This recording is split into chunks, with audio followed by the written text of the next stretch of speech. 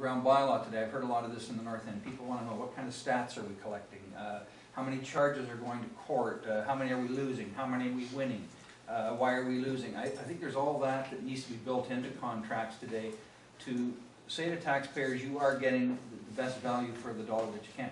I'll tell you what I love, John, and I don't know where it came from because I thought I was the originator, so you must have been reading my mind, or maybe it's one of those vortex things, but the suggestion of the policing contract, I think, is bang on. There's tons of money going into that contract, and in terms of value for service, that's an area that I would like to see explored, and I think that's the discussion we need to have. What's the rationale for having a PPP?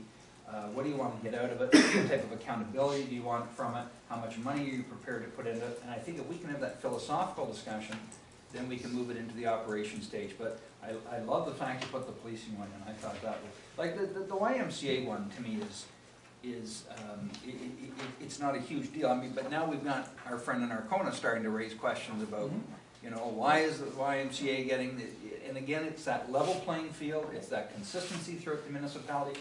I have no problem with seeing one of our municipalities who has a glaring need having that fulfilled. But when it's something that should be perhaps enjoyed by every part of the municipality, I think that's the discussion we need to have. Yeah, I don't know how engaged you want to get on those, but the YMCA was done on a contract basis because it was a brand new operation for us. And we weren't sure at the time, I shouldn't be speaking for council, but I know council wasn't sure at the time, should we really be in this business? And so the approach they felt safest was to not commit itself to staffing it and so on and so forth, and to enter into a contract. And it was a whole learning experience, and it's gone through a lot of morphing since the original concept, which was to lease out the track and the gymnasium and the wellness center, and then we withdrew the track, and then we gave free access to the gymnasium to another operator, and going. It all affects the business model, and so when we open that up again, we need to revisit that as a council. The council needs to revisit that in terms of what is the scope of what we're looking for, and go to the market. So I don't think we're married to the YMCA by any circumstance. That's why we own the equipment and own the facility. Yeah, and it's not the supplier; it's the contract itself, and that's what I'm hoping we can get to today, is talking about, do we want this? I mean, I'm thinking in the maybe in the Arcona gym or in the Grand Bend gym, maybe if whoever's supplying down here, maybe we can get contracts up there and that type of thing. You know? But we do that through the request. Oh. No, but we haven't done that. We haven't done that yet. We haven't been that creative. The contract is still good, and the contract's come up. We've already decided that we're going to look for proposals, have we not? What's the rest? Yeah, I think we have in the request for proposals in what we'll call the terms of reference of a terms of request for proposal. Yeah, I think you're correct. Yeah. But I think John, on his one point here he makes about the city of Ottawa, I was very happy to see this, because one of the things that I went through personally on this, because I created Blue Water, was this whole idea of where does the idea come from? And I think that's the philosophical. And Blue Water was based on a need that none of us could provide.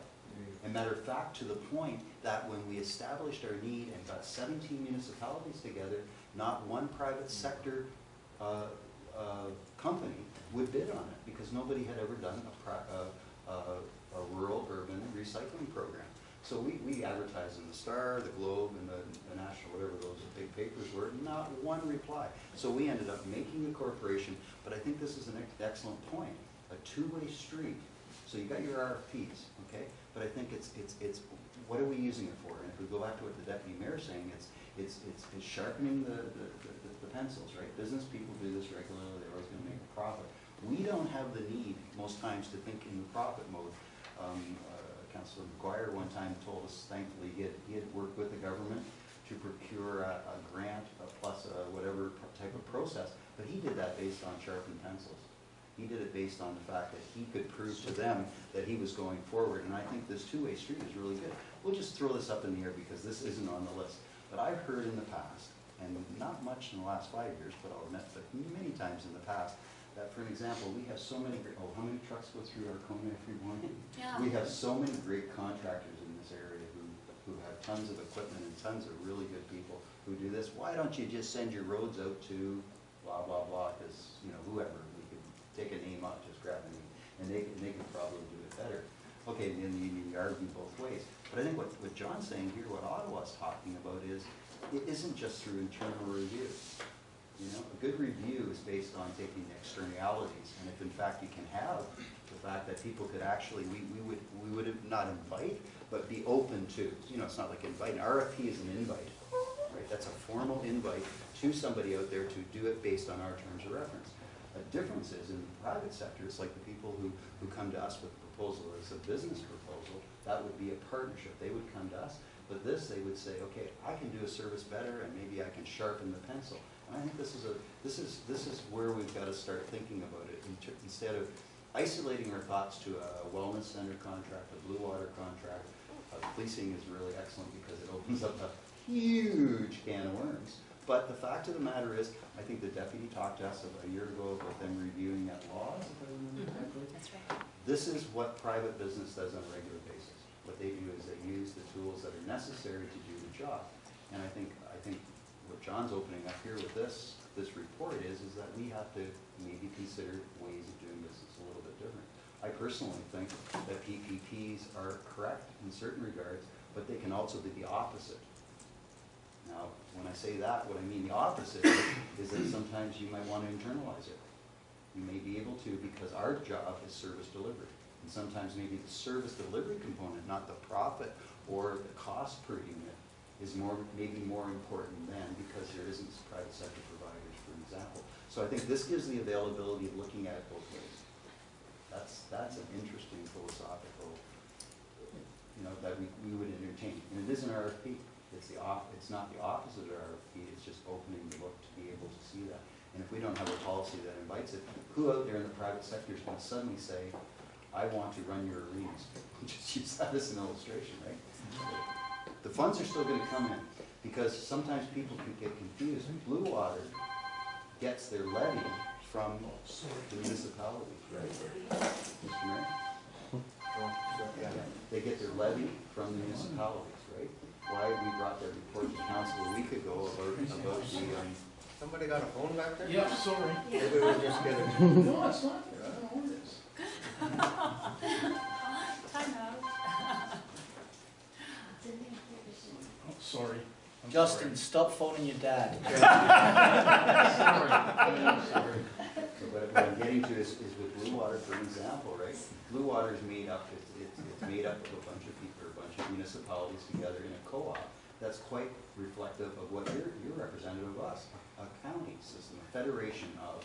But our revenue, where does it come from? It comes from a levy, quite similar to what the county does, and also from revenue from the actual selling of commodities, right? Or selling of service, right? So you got those three parts. Private sector, yeah, but in terms of what are the revenues, it basically comes as a form of a levy or a tax, right?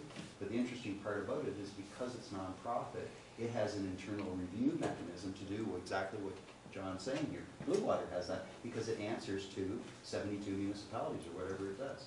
So there, do you see where I'm going with this? But it's internalized out there doing the job for us. And I think what we don't do is we don't extend our hand far enough most times. We think it's going to get bit off, or maybe we shouldn't take the challenge of getting involved with the private sector. And I think, yeah, nervous.